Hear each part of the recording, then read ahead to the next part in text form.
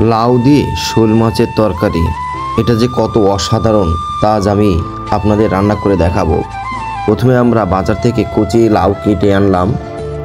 চুলার উপরে পেঁয়াজ কুচি আমরা হালকা ভেজে নিলাম, সাথে জিরা দিলাম, যেটা আপনার একটা সুন্দর পারফিউম আসবে। এবং একটু হালকা ভাজা ভাজা হলে এইগুলো আমরা পাটাতে একটু বেটে নিব।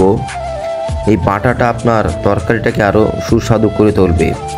চুলার উপর কাঁচামরিচ ও পেঁয়াজটাকে হালকা আমরা ভেজে নেব এবং তার ভিতর আমরা শোল মাছের খণ্ডগুলো দিয়ে দিব এবং হালকা হলুদ, মরিচ এবং প্রয়োজন অনুযায়ী লবণ দিয়ে দিব এবং হালকা আমরা কষাবো ভালো করে।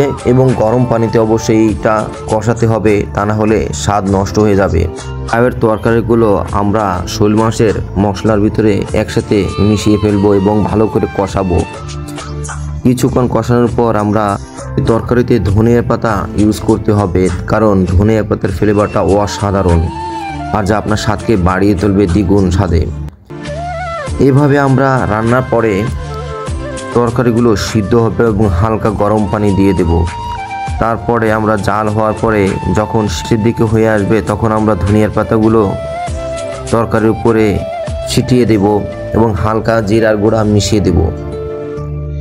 তরকারি কিছুক্ষণ জাল হওয়ার পরে আমরা আবার পুনরায় ঢেকে দেব। প্রয়োজন অনুযায়ী লবণ চেক করে আমরা তরকারিটা কাজ সম্পূর্ণ